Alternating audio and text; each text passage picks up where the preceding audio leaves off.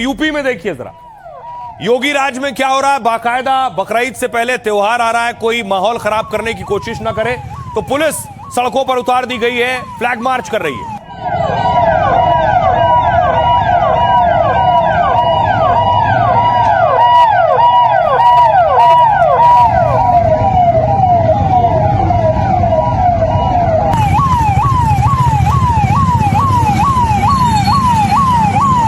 आपने देख लिया महाराजगंज की तस्वीर, अगली तस्वीर देखिए जरा उत्तर प्रदेश के कानपुर की तस्वीर। सेंसिटिव इलाका है कानपुर, जहां पुलिस फ्लैग मार्च कर रही है।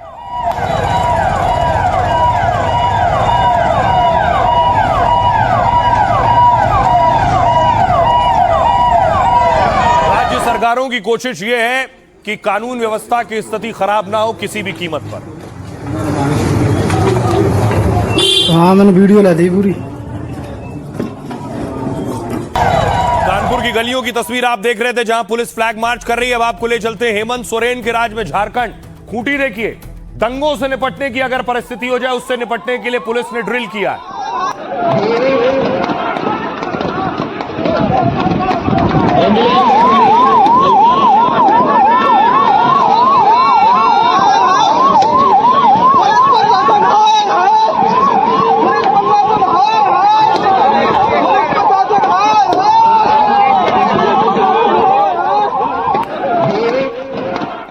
और आइए अब आपको लिए चलता हूं महाराष्ट्र में पिछली बार आपको याद होगा बकरीद में कुर्बानी को लेकर मुंबई में कई जगह से बवाल और तनाव की खबरें आई थी।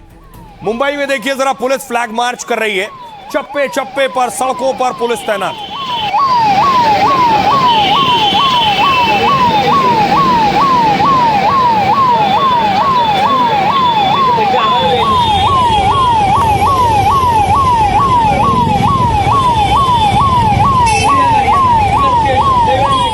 पिछली बार मुंबई के मीरा रोड की सोसाइटी में बवाल हुआ था, इस बार देखिए जरा मीरा रोड पे लंबा पुलिस का दलबल यहां से वहां तक आपको नजर आएगा।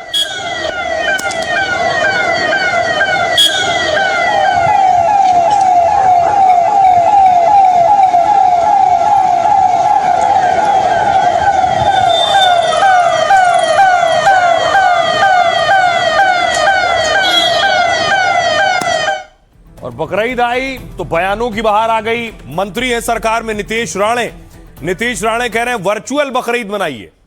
मोठे आमचे होळी आले, होळीचा सण आला, दिवाळी आलं तर पर्यावरणपूरक होळी मनवा, ड्राय होळी मनवा, फटाके वाजू नका।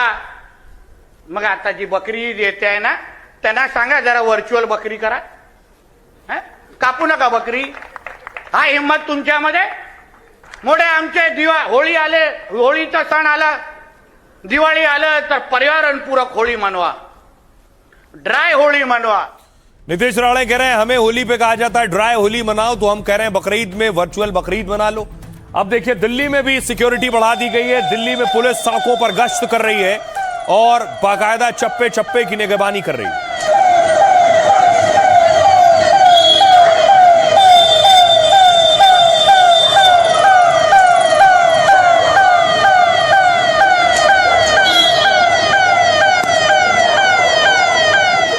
बकरीद है, नमाज को लेकर भी पुलिस एक्टिव है। दूसरी तरफ बकरा मंडी में बकरे बहुत महंगे हो गए हैं। लोगों के लिए दूसरी टेंशन ये, एक तो गर्मी ज्यादा है, बकरे बीमार भी हो रहे हैं और बकरे महंगे भी हो गए।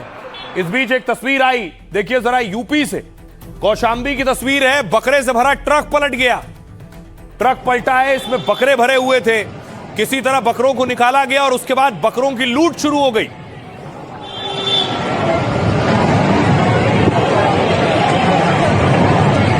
अब देखिए जरा कैसे लोगों ने बकरों को उठाया है और उठा उठा कर ले गए। देखिए बकरे उठा उठा कर घर ले गए।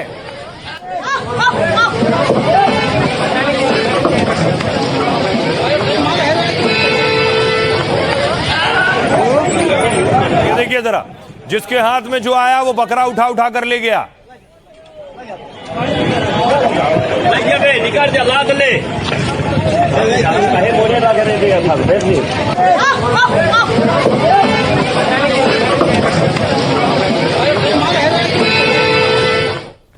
बकरों की लूट देखी आपने, लेकिन कुर्बानी और नमाज को लेकर अलग अलग राज्यों में अब कड़े फरमान हैं। नहीं चाहती सरकारें तनाव की स्थिति पैदा हो, कोई दंगा हो या लड़ाई झगड़ा हो। देखिए जरा उत्तर प्रदेश में क्या है। और ये योगी की सरकार बनने से हमेशा से ये रूल है, सार्वजनिक जगहों पर कुर्बानी का ऑर्डर नहीं है, कोई इजाजत नहीं।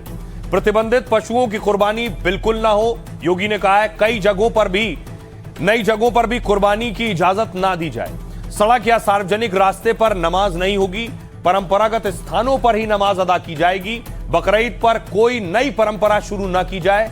अधिकारी तय करें कि नियम का कड़ाई से पालन हो। महाराष्ट्र में देखिए जरा, महाराष्ट्र में 25 से 28 मई तक विशेष जांच अभियान चल रहा है। अवैध गौ तस्करी रोकने के लिए नाकेबंदी के आदेश दिए गए।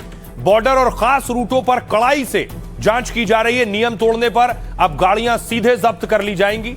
पशु क्रूरता निवारण अधिनियम में केस होगा और अवैध बूचड़खानों पर भी कड़ी कार्रवाई की जाएगी। सार्वजनिक स्थानों पर जानवरों की कुर्बानी बैन है। नियम तोड़ने पर मकोका के तहत एक्शन होगा। महाराष्ट्र में बकरीद को लेकर सियासत भी गरमाई है। फडणवीस के मंत्री नीतीश राणे ने बड़ा बयान दिया।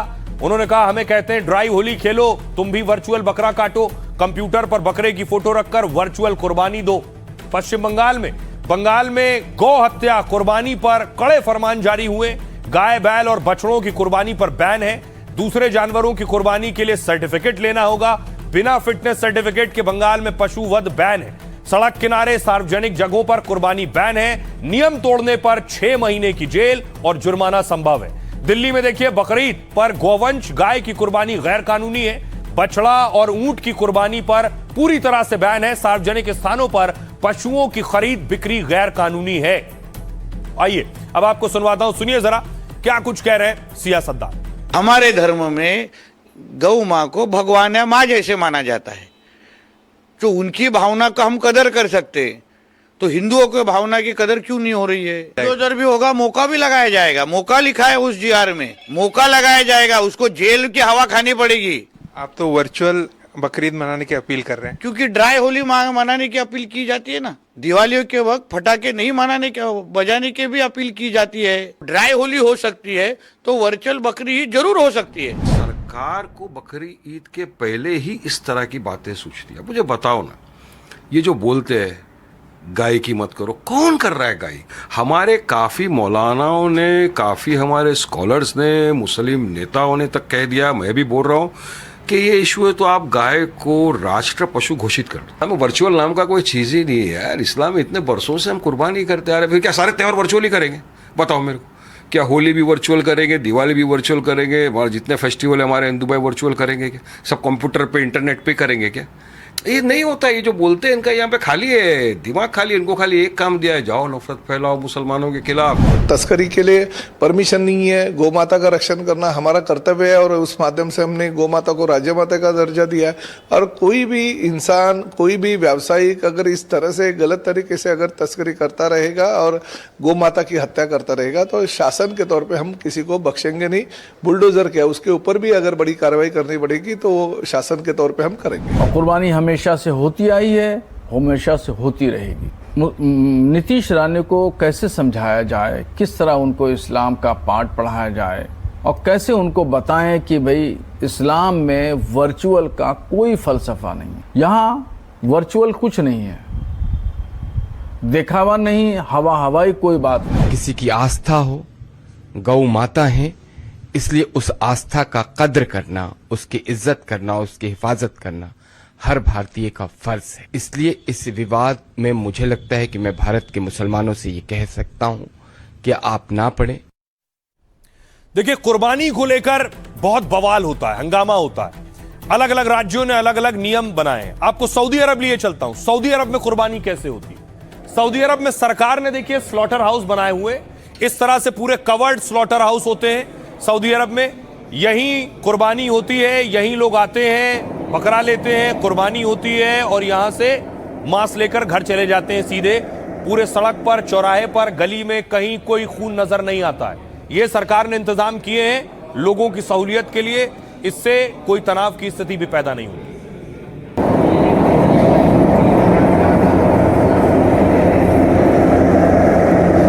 मान लिया हम रोड पे मस्जिद नमाज पढ़ रहे हैं, कोई एम्बुलेंस जा रही है, किस पे मरीज बैठा हुआ है, तब उसमें मरीज को तकलीफ होगी, उसको हॉस्पिटल पहुंचना है। जैसे ये लोग तर्क दे रहे थे कि अगर नियम लागू हो रहा है तो हिंदू के लिए हाँ, भी नियम हो। लागू हो तो सब पे लागू हो। बकरीद की नमाज और ईद की नमाज साल में एक बार होती है और मुसलमानों को भी चाहिए कि वो अपनी अपनी मस्जिदों में नमाज पढ़ें और सड़कों पर नमाज बिल्कुल कतई नहीं होना चाहिए और ये हमारे इस्लाम में भी नहीं है। हाँ, मुख्यमंत्री जी का जो कहना है तो बिल्कुल सही कहना है, उनकी बात हम मानते हैं और हमारा इस्लाम भी ये चीज़ सिखाता है। इस्लामिक तरीके से ये चीज़ मना है कि हम किसी को परेशान करके वो काम नहीं कर सकते हैं जिससे लोगों को परेशानी हो। तो जब इस चीज़ की इस्लाम आपको इजाज़त नहीं देता है तो इस चीज़ को आपको मानना चाहिए। अगर नमाज पढ़ रहा है कोई आदमी, बाहर मस्जिद के बाहर पढ़ रहा है, ट्रैफिक जाम हो रहा है और वही वहाँ भंडारे में भी हो रहा है, तो वो चीज़ तो गलत है, दोनों के लिए गलत है। अगर नियम लागू हो सबके लिए हो तो कोई आपत्ति नहीं है, लेकिन सिर्फ मुसलमानों के लिए होगा तो हाँ, जब थोड़ा सा अफसोस होता है सरकार की तरफ देख करके, मतलब सरकार को दिख नहीं रहा है थोड़ा बहुत हम लोग के साथ में जो बोला जा रहा है। तो आप मुसलमानों का पक्ष सुन रहे थे, वो क्या कहते हैं, क्या सोचते हैं। अब आपको लिए चलता हूं बकरा बाजार, जहां लाखों रुपए के बकरे आए। देखिए जरा, ये 6.5 लाख रुपए का बकरा है, 6.5 लाख रुपए का। और इसका जो दाम है वो 6.5 लाख रुपए जोड़ा है। एक बकरा ये है जिसको हम लोग दिखा रहे हैं, दूसरा जस्ट उसके बगल में है। ये दोनों जोड़े जो है वो 6.5 लाख रुपए। बताऊंगा इसकी खासियत क्या है, क्यों 6.5 लाख का। पहले ये देखिए, ये जो भैंसा देख रहे हैं इसकी भी कुर्बानी होती है। ये 31 लाख रुपए का भैंसा है, 31 लाख का। और ये जो भैंसा आप देख रहे हैं ये ड्राई फ्रूट्स खाता है, घी भी खाता है, दूध भी पीता है।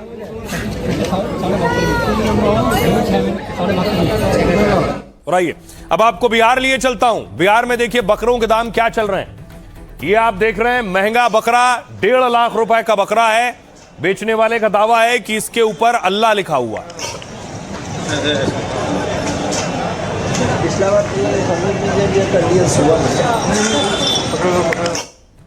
अब देखिए, एक तो महंगाई बढ़ रही है, गर्मी बढ़ रही है और बकरे के दाम भी बढ़ रहे हैं। तो देखिए जरा बकरों के कीमतें क्या क्या है। बकरीद में सियासी तूफान और घमासान अपनी जगह है, लेकिन बकरीद से पहले मंडियों में बकरों की भारी डिमांड है। लखनऊ में एक बकरे का भाव 25,000 से लेकर 4 लाख रुपए तक हो गया। सबसे महंगा 4 लाख रुपए में बकरा बिका बर्बरी नस्ल का, और इन्हें गर्मी से बचाने के लिए कूलर का भी इंतजाम होता है।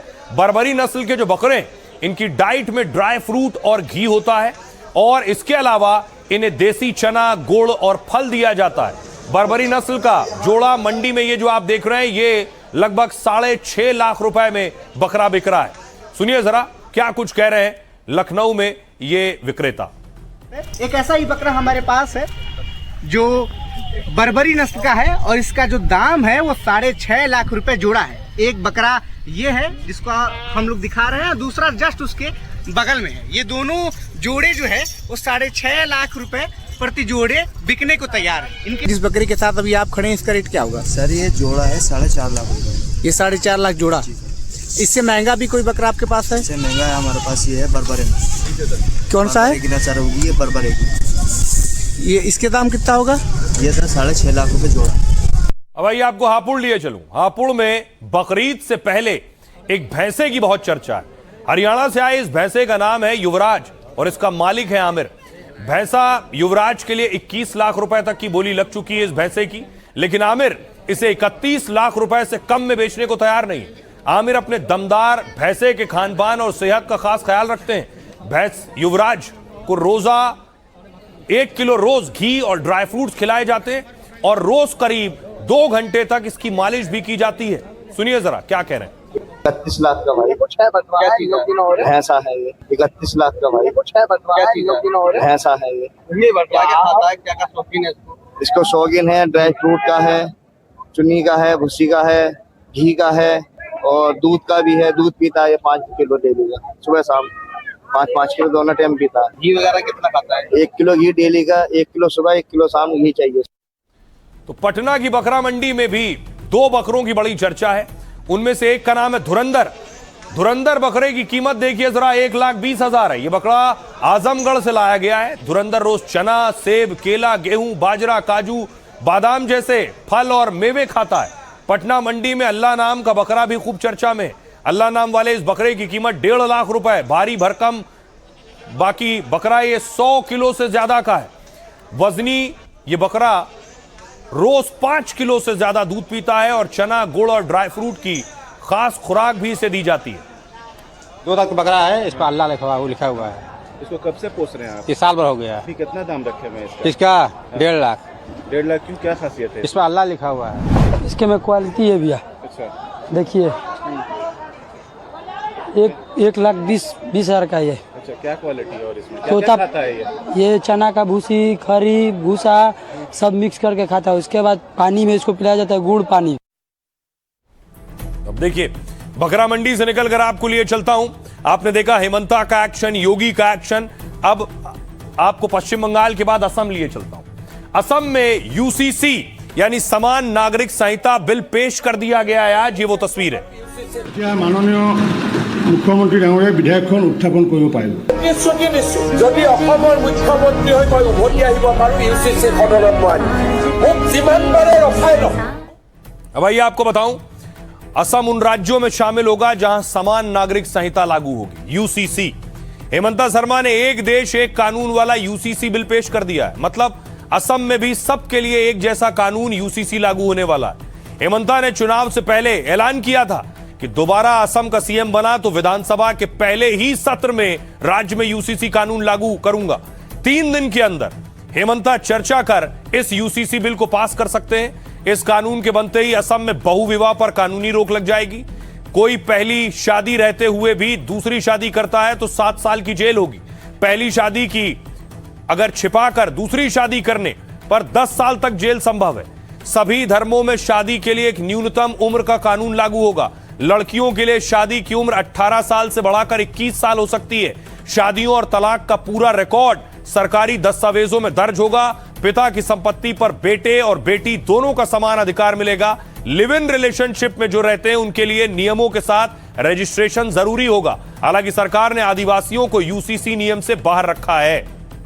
सुनिए जरा इस पर क्या कुछ कह रहे हैं सियासतदान। नरेंद्र मोदी सरकार के गृह मंत्री के नाते स्पष्ट कर देना चाहता हूं, यूसीसी की कोई पाबंदी वनवासी जगत पर, वनवासी व्यक्ति पर लगने वाली नहीं। 2 राज्यों में जहां भारतीय जनता पार्टी की सरकारें हैं, हमने यूसीसी को लागू किया है। गुजरात और उत्तराखंड, और स्पेशल प्रावधान कर यूसीसी से सारे जनजातियों को बाहर रखने का काम नरेंद्र मोदी सरकार ने किया है। नरेंद्र मोदी सरकार। यूसीसी यूनिफॉर्म सिविल कोड सबके लिए समान। अगर इसमें 2 जनगोष्ठी को आप बात देंगे, उसमें से हटाएंगे, तो ये क्या कहां से यूनिफॉर्म सिविल कोड हुआ? और मेरा धर्म के ऊपर अगर कोई बात ऐसा आता है, मैं अभी तक स्टडी नहीं किया, अगर जो कॉन्स्टिट्यूशन ने मुझे राइट दिया है उसके ऊपर में अगर कोई रुकावट आने इस बिल में आ रहा है, तो इसके लिए 100% हाउस में अपोज करूंगा। जो करना है हाउस में करेंगे। कॉमन सिविल कोड का कतई अर्थ नहीं है कि आपकी जो धार्मिक और सांस्कृतिक प्रतिबद्धता है, आस्था है, उस पर किसी तरह का कोई चोट है। आप पूरी तरह से स्वतंत्र हैं, जो आपकी धार्मिक सांस्कृतिक आस्थाएं हैं, जो विश्वास है वो करिए। लेकिन जो कॉमन सिविल कोड है, वो कॉमन सिविल कोड एक कानून, जो एक सिविल कानून की दिशा में जो है, वो कानूनों के मकड़ जाल से देश को मुक्त कराने के लिए है, और मैं मानता हूँ एक अच्छा कदम है। उसका ऊपर बातचीत होगा डे आफ्टर टुमारो, परसों। तो उसमें हम लोग कुछ या क्लोज को हम लोग अपोज करेंगे। और आइए, जिस बीच गाय की कुर्बानी और कुर्बानी पर बवाल और बहस चल रही है, उस बीच एक तस्वीर आई जो हृदय को झकझोर देने वाली है। देखिए जरा, ये आप देख रहे हैं, गाय के अवशेष पड़े हुए हैं। तस्वीरें आपको विचलित कर सकती हैं, इसलिए हमने धुंधली की है। चारों तरफ जैसलमेर की तस्वीर है, राजस्थान की, चारों तरफ गाय के शव बिखरे हुए हैं। बताया जा रहा है सैकड़ों गाय हैं, सैकड़ों गाय।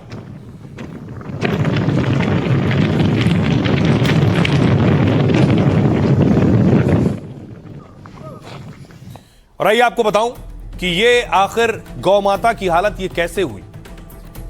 गायों की दुर्दशा, जो हैरान करने वाली तस्वीर सामने आई, जो आप देख रहे हैं, राजस्थान के जैसलमेर के जिला मुख्यालय के पास की है, जहां से करीब 5 किलोमीटर दूर रामराड़ रोड पर नगर परिषद का डंपिंग यार्ड है। उसी जगह करीब 500 से ज्यादा गायों के शव पड़े मिले। जो तस्वीरें सामने आई हैं उनमें कई गायों के शव सड़ गए हैं। गायों के सड़े गले ये शव डंपिंग यार्ड में बिखरे पड़े। तस्वीरों के सामने आने के बाद राजस्थान में गायों की सुरक्षा पर सवाल खड़े हो गए। जनता और नेता सरकार और प्रशासन पर गुस्सा निकाल रहे हैं। कहा यह जा रहा है गाय की पूजा और उनके नाम पर सियासत तो होती है, लेकिन गौरक्षा के बड़े बड़े नारों के बीच हकीकत दर्दनाक है।